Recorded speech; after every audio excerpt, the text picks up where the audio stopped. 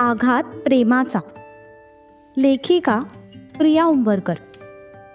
वाचक स्वर सिद्धी गायकर.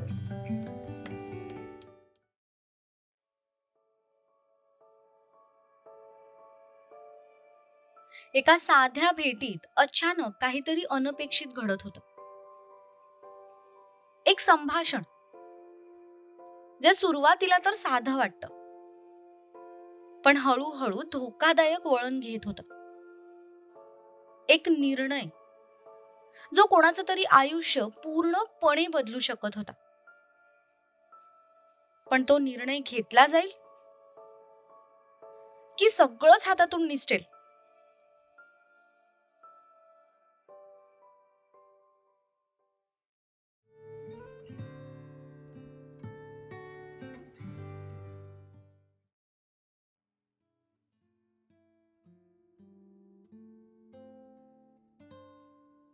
युगा, मी तुला बोलले होते ना, तुझं या माणसासोबत काहीतरी कनेक्शन नक्कीच आहे. आणि आता हाच माणूस तुला या प्रॉब्लेम मधून सोडवेल.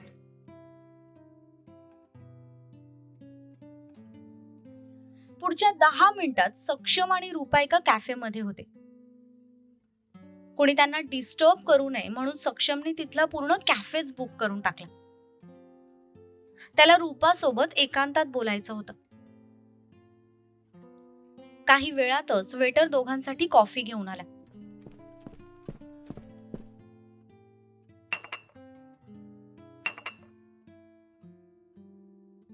जोपर्यंत मी बोलवत नाही तोपर्यंत आता इथे कोणीही यायचं नाही. सक्षमने वेटरला ऑर्डर दिली तसा वेटर चुपचाप हो मध्ये मान डोलवत तिथून निघून गेला. हायला जमवटे की या पाटलांची.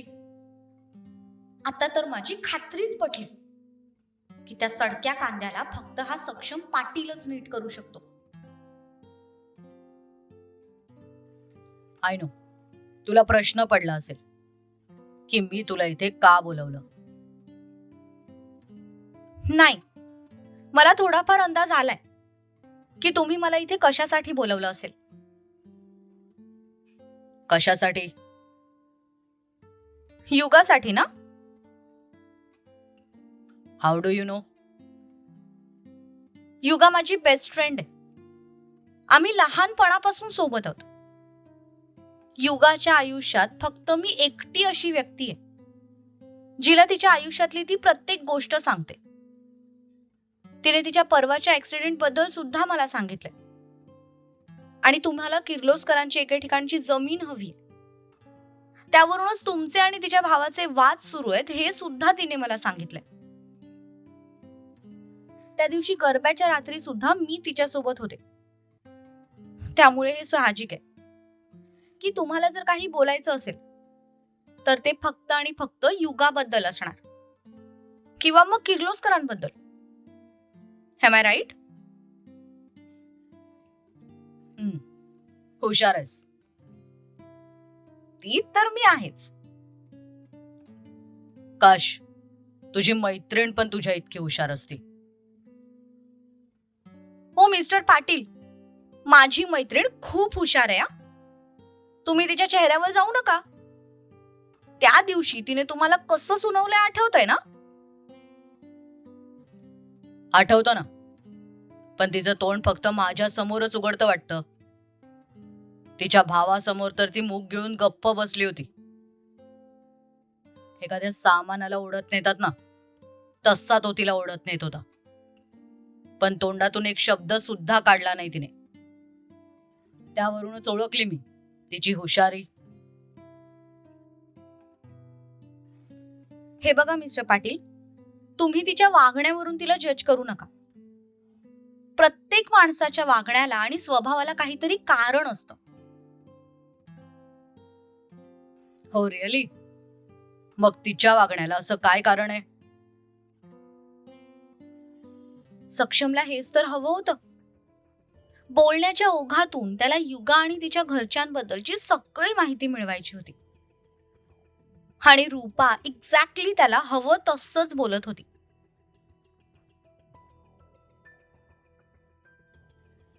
खूप मोठं कारण आहे. म्हणायला जरी युगा त्या घरची मुलगी असली ना, तरी तिच्यासोबत सुनेपेक्षाही जास्त दुर्व्यवहार केला जातो. एखाद्या घरच्या सुनेलाही कोणी इतकं छळणार नाही, इतका छळ होतो तिचा त्या घरात. चुकूनही तिने जर एखादी चूक केली ना, तर शाळेत असल्यासारखं तिला त्या गोष्टीची शिक्षा दिली जाते. व्हॉट? तू काय बोलतेस? तुझं तुला तरी कळतंय ना? जे खरं आहे तेच मी तुम्हाला सांगते मिस्टर पाटील.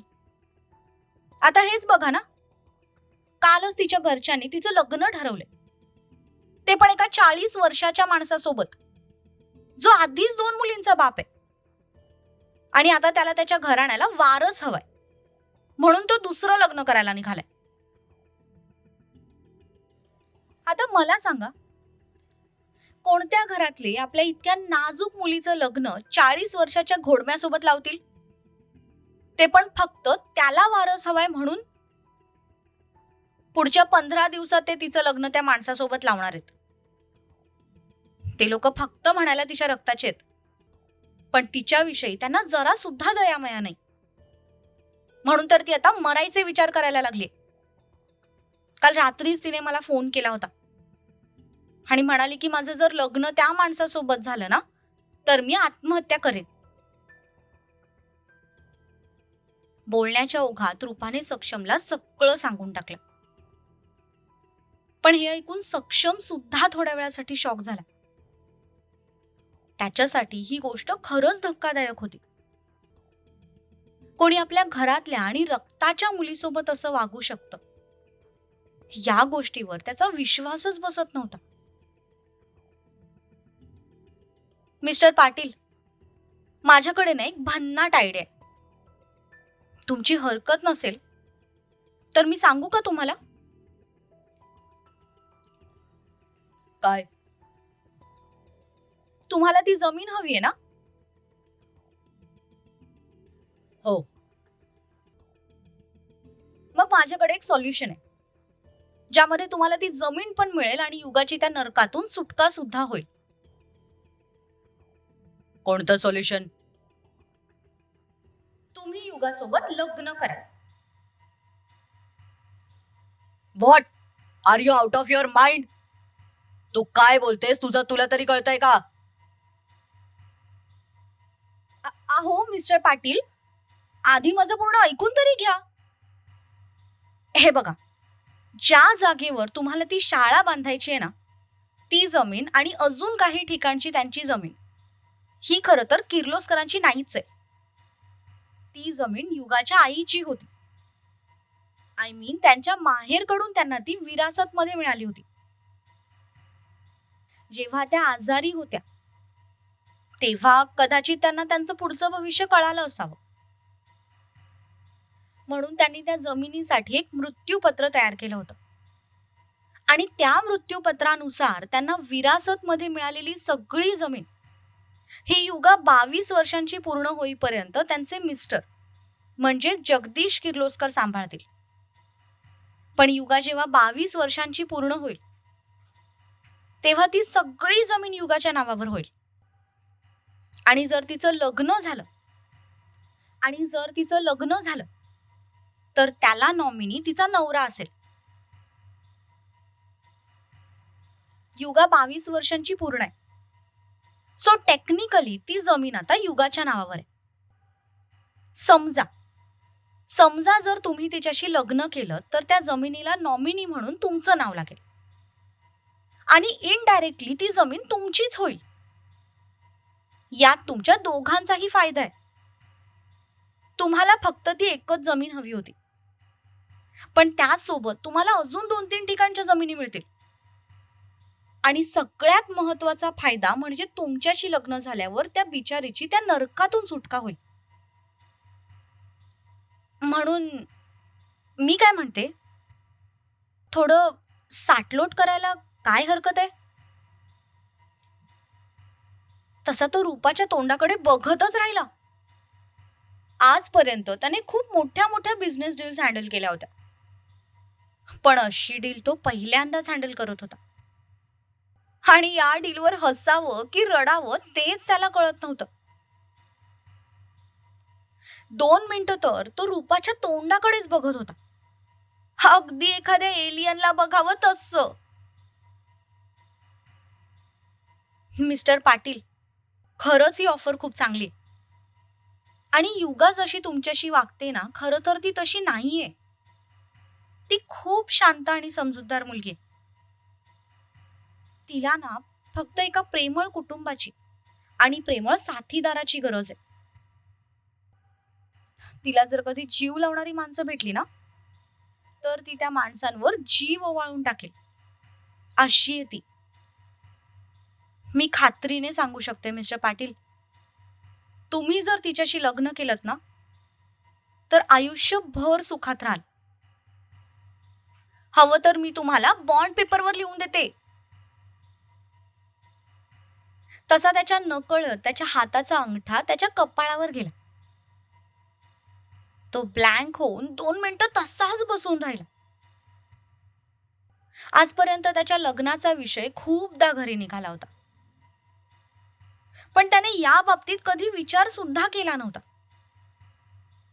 लग्नासाठी त्याला असं प्रपोजल येईल याचा त्याने स्वप्नात सुद्धा विचार केला नव्हता. त्याला रूपाकडून किर्लोस्करांची कमजोरी जाणून घ्यायची होती, पण इथे रूपाने अगदी 360चा टर्न दिला होता, जो त्याच्यासाठी खरंच धक्कादायक होता. मग मिस्टर पाटील, काय म्हणताय? कराल ना माझ्या मैत्रिणीशी लग्न? हे बघा, प्लीज नाही म्हणू नका. तुम्ही जर तिचा हात धरलात ना, तर सेफ राहील ती. पण जर तुम्ही तिची मदत केली नाहीत ना, तर तिचा तो राक्षस भाऊ आणि तिची ती हिटलर आजी तिचं जगणं मुश्किल करतील हो. आणि मग शेवटी त्या बिचारीच्या पुढे आत्महत्या करण्याशिवाय काहीच पर्याय उरणार नाही. आणि इथे तर एका दगडात 2 पक्षी मारले जाणार आहेत. तिची प्रॉपर्टी सुद्धा तुम्हाला मिळेल आणि ती सुद्धा त्या राक्षसांच्या कचाट्यातून सुटेल. प्लीज कराल ना हो तुम्ही तिच्याशी लग्न? Will you please just shut up? लग्न म्हणजे काय खेळ वाटला का तुला? आणि तुला काय वाटलं त्यांच्या त्या काही एकर जमिनीसाठी मी तिच्यासोबत लग्न करेन? No ways. मला फक्त ती तेवढी जमीन त्यांच्याकडून मिळवायची, आणि ती तर मी कशीही करून मिळवणार. बाकी तू आणि तुझी ती मैत्रीण काय घालायचाय तो गोंधळ घाला. I don't even care.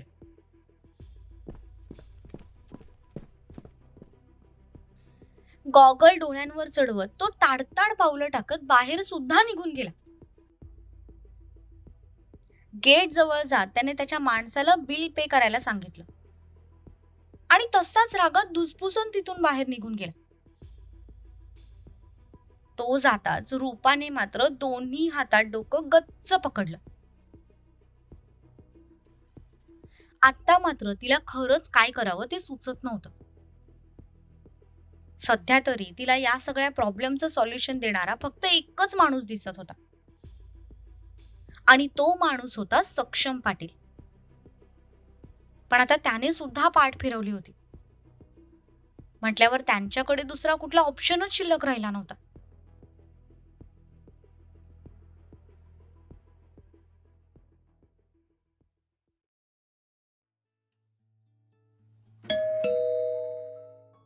इकडे निंबाळकर घराच्या दरवाजाची बेल वाजली. रत्ना, ए रत्ना, अगं दार उघड. दुर्वाने गाडी पाठवली असेल आपल्यासाठी. आहो, तुम्हीच जाऊन उघडा ना.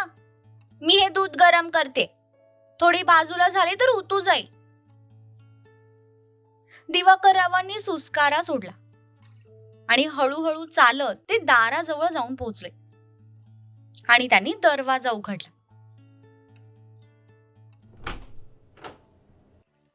काय म्हणताय बिडीवाले मामा? आज चक्क तुम्ही दरवाजा उघडलात? तुमचा तो नोकर पांडू तुमच्या बिडीच्या वासाने पळून तर नाही गेला ना?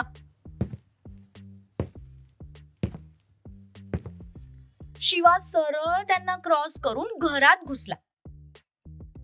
तसे बिचारे दिवाकर राव त्याला खाऊ का गिळू अशा नजरेने त्याच्याकडे बघत होते.